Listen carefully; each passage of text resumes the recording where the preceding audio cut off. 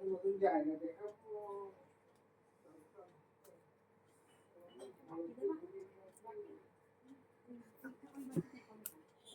দেখো এটা কি? আরে এটা কি? এটা ঘুমাবি? আমার কাছে ঘুমাবি? ও বাবার কাছে আসছে, এখানে বাবা কাকে কোলে নিয়েছে না, দেখেছো কেমন দেখেছো? এটা কার সাথে কথা বলছি আমি?